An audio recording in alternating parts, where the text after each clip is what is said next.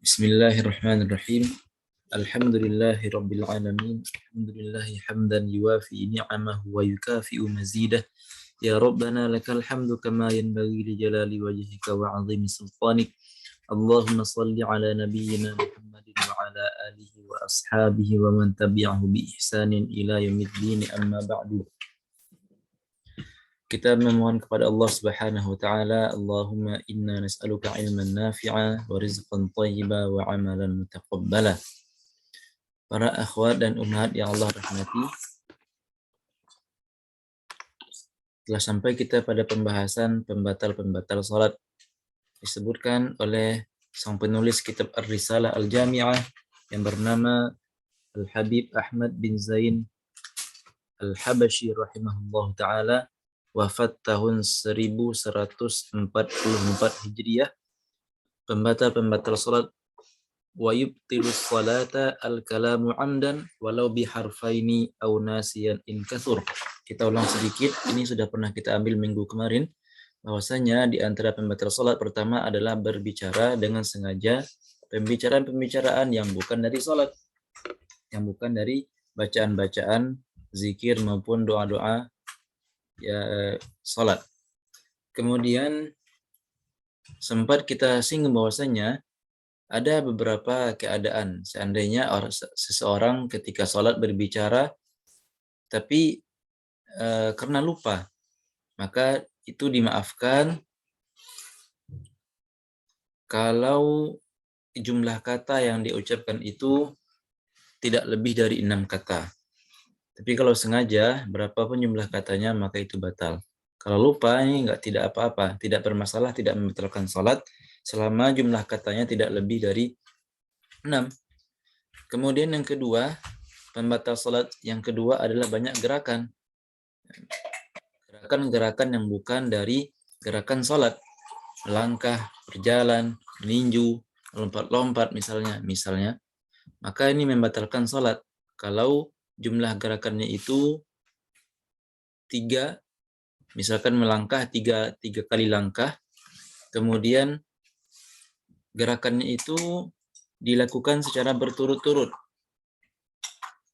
tanpa henti, langsung di 3 gerakan. Kemudian dilakukan dengan anggota badan yang tergolong besar seperti tangan, kaki, dan kepala. Adapun jari, begitu juga alis mata, kalau digerak-gerakan walaupun berapa kali pun tidak membatalkan sholat selama itu tidak bermain-main. Yang ketiga, pembatal sholat adalah makan dan minum dengan sengaja tentunya. Makan dan minum dengan sengaja. Kemudian yang keempat, terbukanya aurat. Inkishaful aurah in lam tustar halan. Terbukanya aurat jika kemudian ketika dia terbuka, dia enggak segera ditutup, maka batal sholatnya. Ketika kita mengatakan terbuka, berarti itu tanpa disengaja terbukanya. Terbuka, bukan dibuka. Kita di sini ada 2 ketentuan. Terbuka, yaitu tidak disengaja, kemudian tidak segera ditutup, maka ini membatalkan sholatnya. Adapun jika aurat terbuka, kemudian segera kita tutup, maka tidak membatalkan sholat. Dan seandainya aurat itu dibuka, kita sendiri yang sengaja, maka langsung membatalkan sholat walaupun segera ditutup. Yang kelima, wuqu'un najasah in lam tulqa halan min ghairi hamlin. Pembatal yang kelima adalah jika seorang yang sholat ditimpa atau dikenai atau ada najis yang jatuh kepadanya. Maka jika najis itu enggak segera dia singkirkan dari badannya atau dari pakaiannya, maka sholatnya batal. Tentu ini kalau najisnya kering. Kalau najisnya basah, otomatis akan menyerap dan tidak akan mungkin disingkirkan dari pakaian kecuali dengan melepas pakaian itu. Kalau pakaiannya seperti ini, seperti jaket yang bisa dilempar tanpa membuka aurat kita, ini mungkin. Tapi kalau dia jatuh ke pakaian yang penutup aurat, maka di sini kita mesti keluar dari sholat, maksudnya memutus sholat, kemudian membersihkan najis terlebih dahulu, kemudian baru lagi nanti memulai sholat baru, mengulang sholat setelah kita membersihkan najis itu dari pakaian kita. Maka intinya pembatal sholat yang kelima adalah jika seorang yang sholat itu terkena najis, baik pakaian maupun badannya, dan tidak segera dia singkirkan. Tapi kalau segera disingkirkan, najis-najis yang mungkin bisa disingkirkan, seperti najis yang kering, misalkan kalau pada laki-laki, contohnya misalnya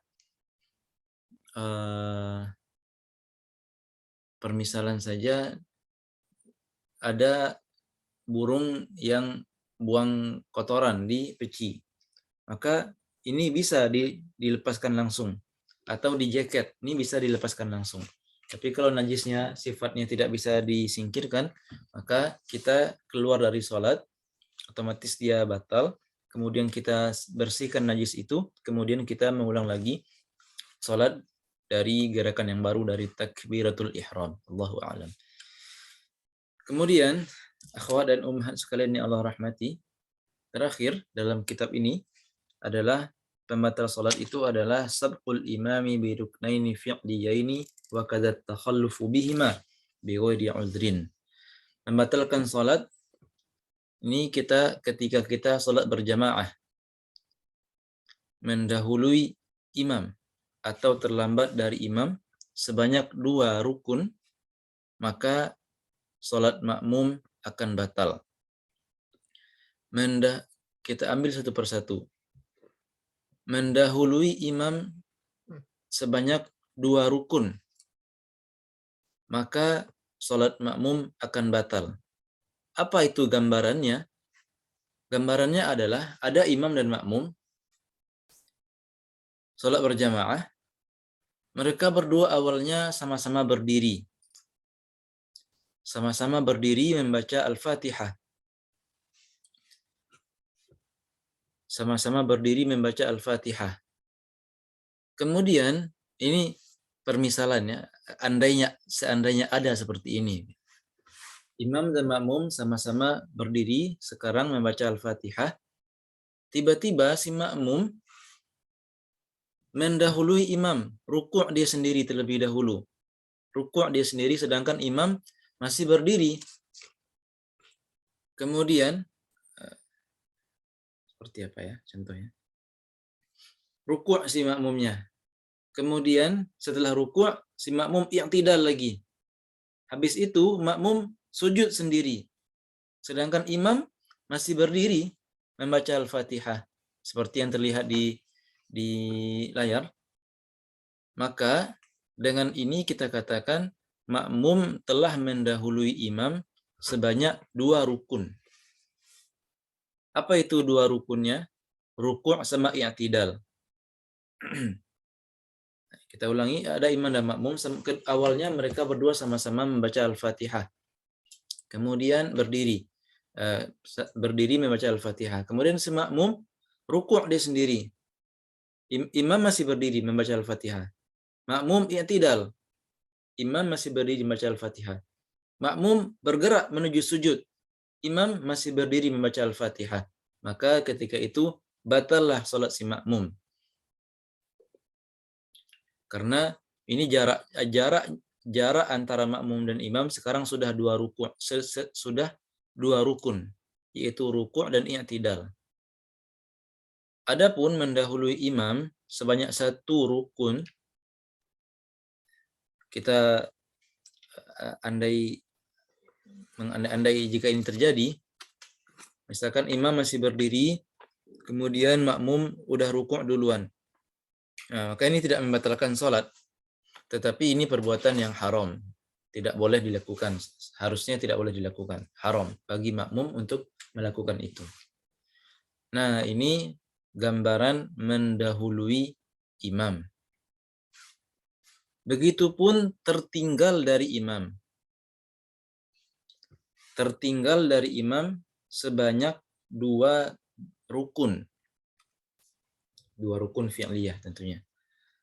Gambarannya hampir sama dengan yang tadi. Imam dan makmum sama-sama sekarang berdiri membaca Al-Fatihah. Kemudian imamnya udah ruku', makmumnya masih berdiri membaca Al-Fatihah. Imam udah i'tidal, makmum masih berdiri aja membaca Al-Fatihah. Imam bergerak menuju sujud, maka disinilah salat makmum itu batal.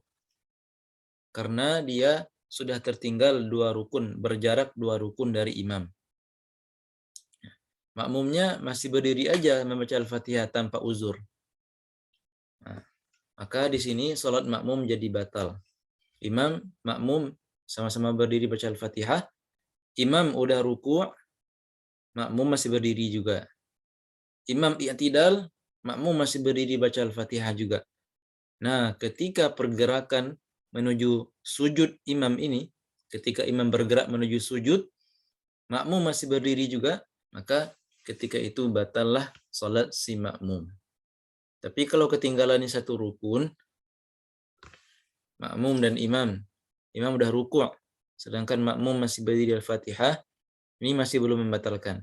Sampai i'tidal masih belum membatalkan. Kapan dia batal? Ketika makmum udah bergerak menuju sujud. Adapun kalau ada uzur, misalkan makmumnya bacaan Al-Fatihahnya lambat, maka ini dikasih uzur. Tapi kalau tidak ada uzur, sengaja seperti itu, maka salat makmumnya batal.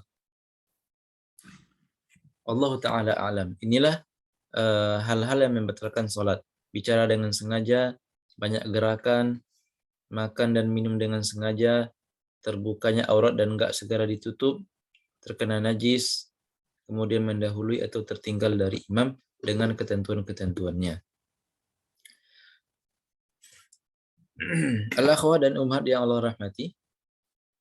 Selanjutnya penulis Ar-Risalah Al-Jami'ah Al-Habib Ahmad bin Zaid Al-Habashi rahimahullah ta'ala sedikit menyinggung pembahasan gambaran salat berjamaah. Gambaran salat berjamaah. Mana salat berjamaah yang sah, mana yang tidak sah. Kalau kita bagi imam makmum, mana yang sah atau mana yang tidak sah. Gambaran salat berjamaah sebagai berikut. Yang jadi imam bisa jadi imamnya laki-laki, bisa jadi imamnya perempuan, bisa jadi imamnya misalnya orang kafir. Seandainya ada orang kafir yang menyelinap, menyusup misalnya, menjadi imam di sebuah masjid. Yang menjadi makmum pun begitu, makmumnya laki-laki atau perempuan, atau laki-laki dan perempuan. Gambaran pertama, jika makmum adalah laki-laki, menjadi makmum kepada imam yang laki-laki, tentu ini sah. Gambaran pertama nomor 1. Jika makmumnya laki-laki dan imam juga laki-laki, tentu ini sah. Tetapi jika makmum laki-laki sedangkan imam perempuan, maka ini tidak sah tentunya. Nomor 3, seandainya makmum adalah perempuan dan imam adalah laki-laki, tentu ini sah. Begitupun makmum perempuan sholat berjamaah sesama perempuan, imamnya juga perempuan, maka ini juga sah. Tetapi kalau imamnya adalah orang kafir, kalau kita ketahui itu orang kafir, kemudian ada orang muslim atau muslimah yang sholat di belakangnya, maka tidak sah sholat di belakang imamnya orang kafir. Intinya, yang sah ada 3. Makmum laki-laki, imam laki-laki. Makmum perempuan, imam laki-laki. Makmum perempuan, imam perempuan. Kemudian dilanjutkan dengan pembahasan salat Jumat. Ini untuk menyampaikan amanah sesuai dengan urutan kitab, walaupun ya apa namanya muhadarah kita ini khusus untuk muslimah, tapi untuk menyampaikan amanah sebagaimana tertulis di buku, maka tetap akan kita baca sedikit insyaallah bahwasanya salat Jumat hukumnya namanya fardu ain. Ada fardu ain, ada fardu kifayah. Fardu ain wajib atas setiap orang yang memenuhi syaratnya. Sedangkan fardu kifayah ini kewajibannya hanya atas sebagian orang saja. Salat Jumat hukumnya fardu ain, wajib. Bagi siapa yang wajib mengerjakan salat Jumat? Bagi orang-orang yang ada padanya 7 kriteria berikut. Jika 7 kriteria ini ada pada seorang manusia, maka salat Jumat hukumnya baginya adalah fardu ain, wajib. Muslim tentunya orang beragama Islam. Kedua, dia sudah baligh, mencapai umur tertentu yang mana jika dia telah sampai ke umur itu, dia sudah dibebankan beberapa beban dalam syariat kita. Sudah ditulis dosanya dan lain sebagainya. Dan dia mempunyai ciri-ciri. 3 ciri-cirinya sempat kita singgung sebelumnya. Muslim yang sudah baligh. Berarti orang kafir tidak wajib melakukan sholat Jumat. Tetapi nanti orang-orang kafir, ini sebagai faedah, kita sebutkan orang-orang kafir, ya memang mereka tidak dikenai kewajiban beribadah selama di dunia. Tetapi ternyata di akhirat nanti,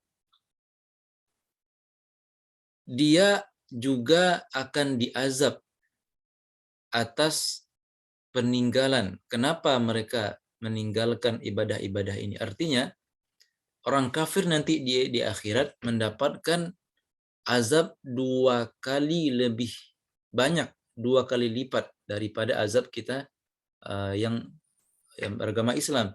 Orang kafir selain dapat azab karena kekufuran mereka, mereka juga diazab karena mereka meninggalkan perintah Allah dan mengerjakan larangan-larangan Allah.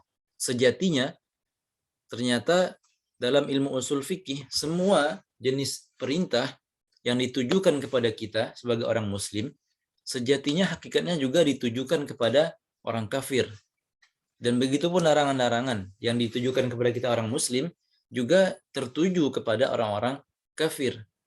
Faidahnya apa? Faidahnya seperti yang kita sebutkan tadi, kan nggak bermanfaat di dunia selama mereka kafir. Walaupun mereka beribadah sebanyak apapun, nggak bermanfaat, nggak bakal diterima. Lalu apa faedahnya ini? Kenapa mereka juga dibebankan kewajiban, dilarang hal itu? Faedahnya adalah ziyadatul iqab, tambahan azab hukuman bagi mereka di hari akhir kelak sebagai bentuk keadilan dari Allah Subhanahu wa taala. Nah, itu dia. Maka orang muslim wajib salat Jumat yang sudah baligh. Berarti anak-anak kecil yang belum baligh, bayi-bayi yang baru lahir, anak-anak kecil yang belum baligh, belum wajib atasnya salat Jumat. Kalau ditinggalkan oleh anak-anak, mereka belum hadir misalnya, maka nggak berdosa. Tetapi sempat kita singgung bahwasanya anak-anak kecil disunnahkan, diajarkan, dibiasakan hadir sholat Jumat ketika mereka kecil, supaya nanti ketika udah dewasa, udah baligh, mereka sudah terbiasa melakukan ibadah, terasa ringan mereka mengerjakan ibadah-ibadah. Kemudian yang ketiga, berakal. Orang gila tidak dikenai kewajiban sholat Jumat. Merdeka, ini di masa lalu ya, ketika masih ada zaman perbudakan, hamba sahaya tidak wajib menghadiri sholat Jumat. Karena mereka khusus untuk membantu pekerjaan-pekerjaan di rumah. Kemudian laki-laki, ini syarat kelima. Sholat Jumat fardu ain bagi orang muslim baligh laki-laki. Maka perempuan tidak dikenai kewajiban fardu ain untuk sholat Jumat. Tetapi seandainya perempuan pun hadir sholat Jumat, sholatnya sah. Tapi dari awal apakah diwajibkan dari awal? Tidak. Tapi kalau memilih untuk hadir, maka kalau ada masjid yang menyediakan tempat untuk perempuan, maka sah salatnya. Kemudian yang keenam adalah sehat, orang sehat. Dalam artian orang yang sakitnya parah tentunya, yang tidak memungkinkan baginya untuk pergi berjalan menuju masjid, maka ini dikasih uzur. Tidak dikenai kewajiban sholat Jumat. Tetapi sholat zuhur masih wajib. Bagi perempuan, walaupun nggak wajib sholat Jumat, sholat zuhur wajib. Orang sakit, walaupun nggak wajib sholat Jumat, sholat zuhur wajib.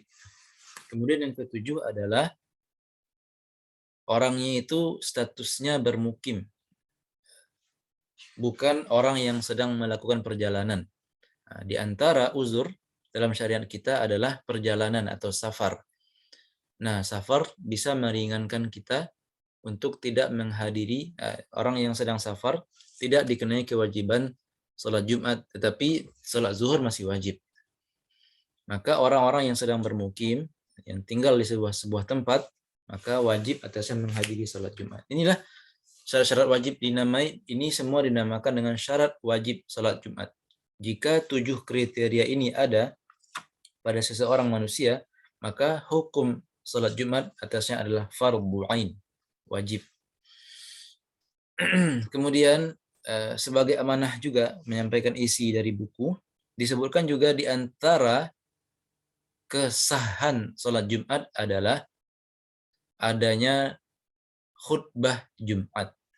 Barangkali ini bermanfaat untuk anak-anak dari umat sekalian dan lain sebagainya. Kita sebutkan juga ini sebagai faidah. Khutbah Jumat, salah satu syarat sahnya sholat Jumat adalah dilakukannya khutbah. Khutbah mempunyai rukun-rukun juga. Seperti sholat, khutbah juga punya rukun-rukun. Rukunnya sebenarnya ada 5. Tapi jika kita bagi, maka pembagiannya seperti berikut. Ada rukun yang harus dikerjakan, yang harus dibaca di 2 khutbah. Kan khutbah Jumat ada 2 khutbahnya. Khutbah pertama, kemudian duduk, kemudian khutbah kedua, itu istilahnya. Khutbah pertama, ada rukun-rukun yang wajib dibaca di kedua khutbah, baik khutbah pertama maupun khutbah kedua.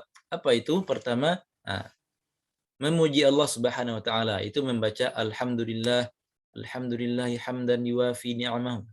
Apapun itu bentuk pujiannya, innal hamdalillah, yang penting harus ada pujian kepada Allah Subhanahu wa taala baik di khutbah pertama maupun di khutbah kedua. Ini wajib hukumnya.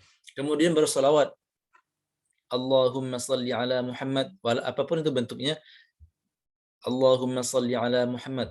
Summa salatu wassalamu ala nabiyyina Muhammad.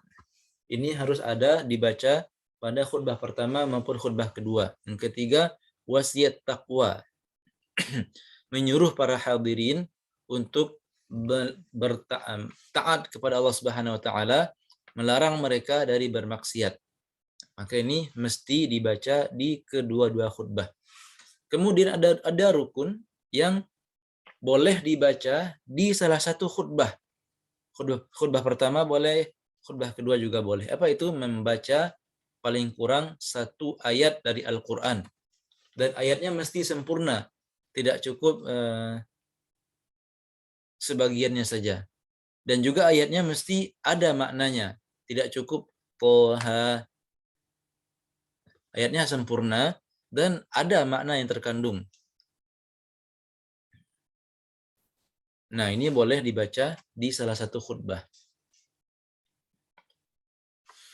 Dan ada rukun yang wajib dibaca di khutbah kedua. Apa itu? Berdoa untuk kaum mukminin. Allahumma ghfir lil muslimina wal muslimati wal mu'minina wal mu'minat. Ini mesti ada pada khutbah kedua. Seandainya tadi udah dibaca pada khutbah pertama, maka mesti diulang lagi di khutbah kedua. Dan jika belum terbaca di khutbah kedua, khutbahnya belum memenuhi kriteria, belum sah. mesti dibaca di khutbah kedua. Allah Ta'ala a'lam. Kemudian ada beberapa hal yang wajib dilakukan oleh seorang khatib. Ada 5 hal yang wajib dilakukan oleh seorang khatib. Pertama, berkhutbah dalam keadaan berdiri jika dia mampu. Berkhutbah dalam keadaan berdiri jika dia mampu.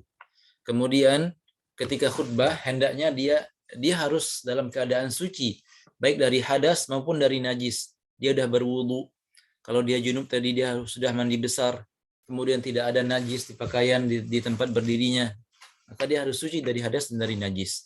Kemudian yang ketiga adalah berkhutbah. Harus berkhutbah dalam keadaan menutup aurat. Kemudian wajib atas khatib untuk duduk di antara 2 khutbah. Paling kurang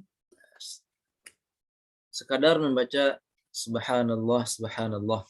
Dan paling afdalnya itu lama atau jangka waktu duduknya selama membaca surat Al-Ikhlas. Dan bahkan dianjurkan ketika duduk itu khatib membaca surat Al-Ikhlas.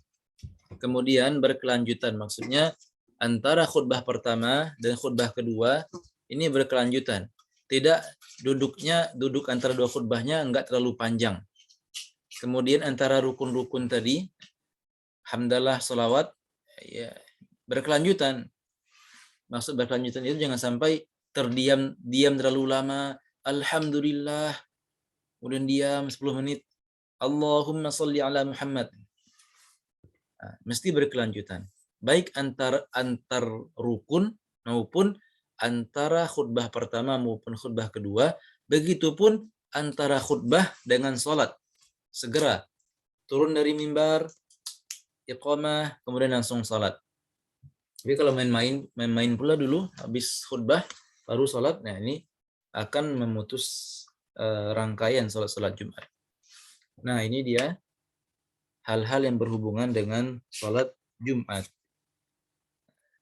Selanjutnya al-mu'allif al-allamah al-habib Ahmad bin Zain al-Habashi rahimahullah ta'ala mengutip pembahasan mengenai sholat sunnah. Insyaallah akan kita ambil di sini. Pembahasan mengenai sholat sunnah dan pembahasan mengenai hukum-hukum sholat berjamaah. Kelihatan nggak? Al-akhwat dan ummahat yang dirahmati Allah Subhanahu wa taala.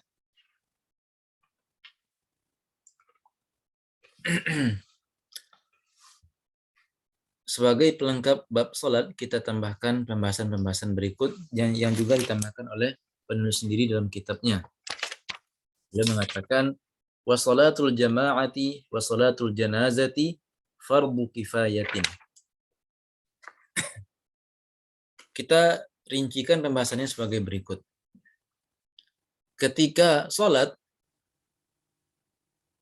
ternyata hukum berjamaah ketika sholat ini berbeda-beda. Hukum melaksanakan sholat secara berjamaah ini ternyata ada pembagian-pembagiannya. Nah, ini hukum-hukum berjamaah. Ada hukum berjamaah itu fardu kifayah. Jika udah ada sebagian orang yang melaksanakannya, maka sudah gugur kewajibannya bagi sebagian yang lain. Kapan itu? Salat fardu yang 5, hukum mengerjakannya secara berjamaah, ini fardu kifayah. Jika udah ada sekelompok orang mengerjakan, maka sudah cukup. Ini kita membahas hukum berjamaahnya. Sedangkan hukum salat 5 waktu, fardu ain. Subuh, zuhur, asar, maghrib, isya, hukum masing-masing salatnya fardu ain. Tetapi hukum pengerjaannya secara berjamaah ini fardu kifayah. Jika sudah dikerjakan sekelompok orang, maka sudah gugur kewajiban bagi sebagian yang lain. Ini kita memfokuskan lagi hukum-hukum berjamaah. Ketika salat fardu yang 5, hukum masing-masing salatnya fardu ain, sedangkan mengerjakannya secara berjamaah fardu kifayah. Kemudian ada hukum yang mana hukum berjamaah itu mesti wajib fardu ain. Kapan itu? Ketika sholat Jumat. Ternyata sholat Jumat, hukum melaksanakan sholat Jumat secara berjamaah adalah fardu ain, wajib. Nggak boleh sholat Jumat secara sendiri-sendiri. Kemudian ada berjamaah yang hukumnya sunnah. Contohnya seperti ketika sholat Idul Fitri, Idul Adha. Hukum melaksanakan masing-masing sholat ini secara berjamaah adalah sunnah. Gerhana istisqa. Hukum sholatnya sendiri juga sunnah, sedangkan mengerjakannya secara berjamaah juga sunnah. Idul Fitri hukumnya sunnah. Sunnah muakkadah. Salat gerhana, kusuf dan khusuf, salat istisqa untuk meminta hujan, hukumnya sunnah, dan pengerjaannya secara berjamaah juga sunnah. Terakhir, salat jenazah. Ternyata hukum mengerjakan salat jenazah secara berjamaah juga sunnah. Sedangkan salat jenazahnya sendiri hukumnya fardu kifayah. Ini dua hal yang bagus yang mesti kita bedakan. Kemudian ada salat-salat yang mana yang hukum pengerjaannya secara berjamaah itu boleh-boleh aja. Apa itu? Salat-salat rawatib, salat-salat yang mengerjakan salat-salat sunnah yang mengiringi salat fardu. Dia lebih afdal dikerjakan sendiri-sendiri, tapi seandainya ada yang ingin melaksanakannya secara berjamaah, ini juga boleh. Begitu pula witir di luar bulan Ramadan dan salat duha. Hukum jamaah di sini boleh-boleh aja. Ada hukum berjamaah yang makruh. Lebih baik jangan. Itu contohnya adalah misalnya ada orang yang salat asar, makmumnya salat asar dan imamnya salat zuhur atau kebalikannya.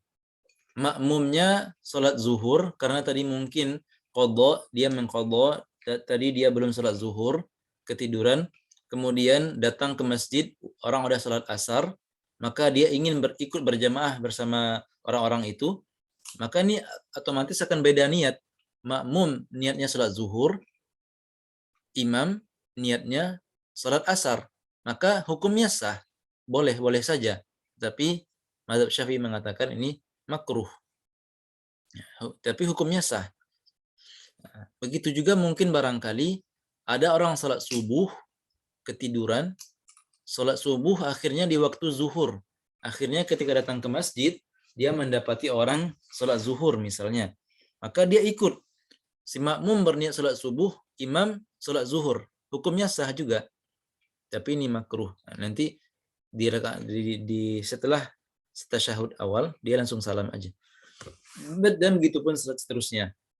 Maghrib belakang salat isya dan seterusnya. Selama irama salatnya itu sama. Adapun jika iramanya sudah berbeda, seperti yang akan kita sebutkan di nomor 6 ini, maka tidak sah berjamaah di dalamnya. Itu berjamaah yang tidak sah dan tidak boleh. Bahkan guru kita Syekh Labib mengatakan haram dan tidak sah. Yaitu contohnya adalah laki-laki sebagai makmum dan imamnya adalah wanita, maka ini haram dan tidak sah. Begitu pula salat-salat yang iramanya berbeda, contohnya makmum salat subuh sedangkan imam salat jenazah. Ini kan berbeda. Salat fardu yang biasa yang 5 ada ruku ada sujudnya, sedangkan jenazah cuma berdiri aja, maka ini berbeda iramanya, maka ini tidak sah. Allah Ta'ala alam. Ini dia hukum-hukum berjamaah. Sedangkan hukum salat-salatnya sendiri ini beda lagi. Kemudian al-muallif al-allama al-habib Ahmad bin Zain al-Habashi rahimahullah ta'ala melanjutkan pembahasan mengenai salat-salat sunnah. Qala wal-'idani wal-kusufani wal-witru sunnatun muakkadatun wa kadza rawatibus salati wad-duha wat-tarawihu sunnanun laha fadlun wa thawabun 'azim. Salat sunnah, ada salat sunnah itu namanya sunnah muakkadah. Apa itu sunnah muakkadah? Adalah salat sunnah yang selalu dikerjakan oleh Rasulullah Shallallahu Alaihi Wasallam. Tidak pernah beliau tinggalkan, kecuali mungkin sekali. Seperti yang disebutkan dalam kitab beberapa kitab usul fikih, sunnah muakkadah yang selalu dikerjakan Rasulullah SAW dan nggak pernah dia tinggalkan kecuali sekali atau dua kali. Beliau tinggalkan bukan karena malas atau sebagainya, beliau tinggalkan sekali atau dua kali itu supaya hukumnya tidak menjadi fard, nggak menjadi wajib. Kalau seandainya Rasulullah mengerjakan terus, maka akan dipahami nanti hukumnya wajib. Sebagaimana Rasulullah mengatakan ketika beliau salat tarawih hanya beberapa malam aja, beliau mengatakan khasyitu an tufradu alaikum. Aku khawatir nanti kalau tiap malam aku salat tarawih akan diwajibkan atas kalian dan kalian akan susah mengerjakannya, kata Rasulullah. Maka sunnah muakkadah adalah sunnah-sunnah yang selalu dikerjakan Rasulullah. Bahkan pernah salat sunnah rawatib Rasulullah tinggalkan, Allahu a'lam, sepertinya salat zuhur, salat sunnah rawatib zuhur beliau tinggalkan karena lagi sibuk menjawab pertanyaan para sahabat. Kemudian Rasulullah mengqadhonya setelah salat asar, sampai saking Rasulullah menjaga salat sunnah ini. Nah, sunnah muakkadah, di antara salat sunnah yang hukumnya muakkadah sangat ditekankan adalah Idul Fitri, Idul Adha, salat khusuf dan kusuf gerhana, kemudian salat witir. Ini hukumnya sunnah muakkadah, sangat ditekankan. Semoga Allah beri taufik untuk mengerjakan semua salat sunnah ini. Amin ya Allah ya rabbal alamin. Kita bisa bagi salat sunnah kepada dua bagian. Ada salat sunnah yang pengerjaannya dianjurkan secara berjamaah. Contohnya Idul Fitri, Idul Adha, gerhana, tarawih bulan Ramadan, dan juga witir pada bulan Ramadan. Disunnahkan secara berjamaah. Sedangkan pembagian kedua ada salat sunnah yang tidak disunnahkan secara berjamaah, bahkan sendirinya lebih afdol. Contohnya adalah salat duha, salat rawatib, dan witir di selain bulan Ramadan. Afdolnya sendiri-sendiri, tetapi jika dikerjakan secara berjamaah pun juga sah. Kita akan bahas sedikit satu persatu mengenai salat sunnah ini. Pertama, salat witir. Al-akhwat dan ummahat yang Allah rahmati, ternyata salat witir ini enggak hanya khusus pada bulan Ramadan aja. Sahabat Abu Hurairah radhiyallahu anhu mengatakan, "Ausani khalili bisalasin," atau kama qala. Kekasihku Rasulullah mewasiatkan aku dengan 3 perkara. Ada pertama salat duha, kemudian an utira qabla an anam, melakukan salat witir sebelum aku tidur. Wa shaumi thalathati ayyamin min kulli syahrin, dan puasa 3 hari di setiap bulan. Atau kama qala radhiyallahu anhu. Ada 3 wasiat dari Rasulullah SAW kepada sahabat kita ini, Abu Hurairah radhiyallahu anhu. Salat duha, witir, kemudian puasa 3 hari di setiap bulan. Maka witir ini sangat dianjurkan. Bahkan di sebuah hadis, "Autiru ya ahlal Qur'an." Wahai ahlu Quran, berwitirlah, salat witirlah. Bahkan mazhab Abu Hanifah mengatakan salat witir ini hukumnya wajib. Witir waktunya setelah kita selesai salat Isya, kita sudah dibolehkan mengerjakan salat witir. Dan waktunya luas, panjang sampai nanti sebelum datang waktu subuh. Jumlah rakaatnya minimal 1 rakaat saja. Karena witir itu ganjil. 1. Dan maksimalnya 11 rakaat. Sedangkan 3 ini sudah memenuhi kriteria yang sempurna. 3 rakaat sudah memenuhi kriteria paling sempurna. Adnal kamal namanya istilah bahasa Arabnya. Nah, jika ada orang yang ingin melakukan witir 3 rakaat, dianjurkan membaca surat pendeknya. Rakaat pertama Al-A'la, Sabbih isma rabbikal a'la. Yang kedua, rakaat kedua Al-Kafirun. Rakaat ketiga surat Al-Ikhlas, dan juga boleh juga disempurnakan 3 surat itu, Al-Ikhlas, Al-Falaq sama An-Nas. Sedangkan salat sunnah rawatib yaitu salat sunnah yang mengiringi salat fardu, dan dia terbagi dua. Ada yang muakkadah, sangat ditekankan, jumlahnya 10. Dua sebelum subuh, dua sebelum zuhur, dua ba'da zuhur, dua ba'da maghrib, dua ba'da isya. Ini kalau bisa kita usahakan untuk mengerjakannya tiap hari. Kalau kita mau menambah, nah, boleh. Ada salat-salat sunnah yang sifatnya itu ghairu muakkadah. Kapan itu? Tadi kan sebelum zuhur 2. Ternyata sebelum zuhur ini boleh dikerjakan 4 rakaat. Maka nanti 2 rakaatnya terhitung muakkadah, yang 2 lagi ghairu muakkadah. Jadi sebelum zuhur sama setelah zuhur ditambah lagi masing-masing 2 rakaat. Jadi totalnya sebelum zuhur itu ada 4 rakaat sholat sunnah. Ba'da zuhur juga totalnya nanti akan ada 4 rakaat sholat sunnah. Ini muakkadah, yang 2 lagi ghairu muakkadah. Kemudian 4 rakaat sebelum asar. Kemudian 2 rakaat sebelum maghrib. Kemudian 2 rakaat sebelum isya. Barang siapa yang bisa mengerjakan ini, kata Rasulullah SAW, salat-salat sunnah ini, rawatib, di sebuah riwayat dikatakan 12 rakaat, maka akan dibangunkan baginya rumah di surga. Akan dibangunkan baginya rumah di surga. Kemudian kita masuk ke salat duha. Salat yang dilakukan di waktu duha, termasuk wasiat dari Rasulullah SAW. Jumlah rakaatnya minimal 2, maksimalnya ada perbedaan pendapat antara mazhab Syafi'i, ada mengatakan 12. Sedangkan yang paling afdol itu 8, sudah paling afdol, 8 rakaat. Waktunya dimulai sejak naiknya matahari, setelah kalau di kalender biasanya ada namanya syuruk. Syuruk itu waktu terbitnya matahari. Maka kira-kira 20 menit setelah syuruk itu, maka waktu duha udah mulai. Sampai waktunya terus-menerus sampai sebelum masuk waktu zuhur. Waktunya panjang. Jadi kita punya 2 sholat yang waktunya panjang. Witir dari isya sampai subuh.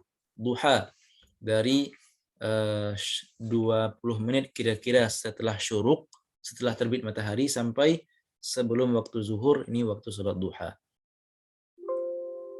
Allah Ta'ala a'lam.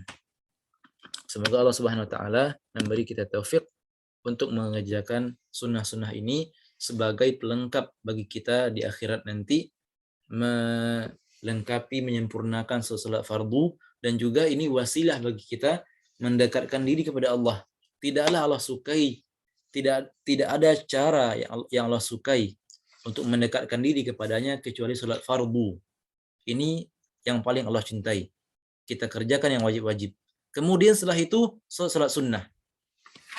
Jika kita terus melakukan melazimkan tiap hari salat sunnah, ibadah sunnah, maka Allah akan membimbing pendengaran kita, membimbing mata kita, membimbing tangan kita untuk mengerjakan yang baik-baik aja, membimbing kaki kita melangkahkan kaki ke yang baik-baik aja, seperti hadis yang disebutkan dalam Al-Arba'in An-Nawawiyah.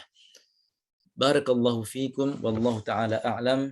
Subhanakallahumma bihamdika, asyhadu an la ilaha illa anta, nastaghfiruka wa natubu ilaik. Assalamualaikum warahmatullahi wabarakatuh. Kita kembalikan ke moderator.